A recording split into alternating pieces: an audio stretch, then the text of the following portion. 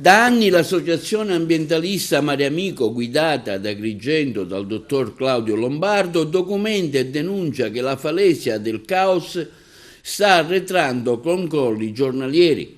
Quello che sta accadendo, afferma Claudio Lombardo, in questa collina è la dimostrazione che nella zona i problemi non li crea solo il mare, ma soprattutto il dissesto idrogeologico che sta aggredendo la falesia a monte. La Regione Sicilia sta intervenendo costruendo in mare diverse barriere frangiflutti che in effetti stanno ampliando le spiagge esistenti, ma nonostante questo i crolli continuano ad avvenire. Purtroppo, afferma Lombardo, se non si interverrà a monte, reggimentando le acque, i crolli continueranno a fare precipitare tutto in mare, compresa la sovrastante strada statale 640. La collina del Caos che crolla non è una novità per Agrigento.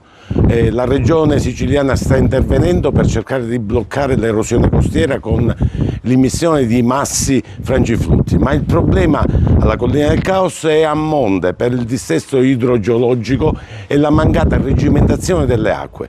Lì si rischia realmente che la strada statale 640 crolli in mare, quindi bisogna intervenire anche da questo lato immediatamente.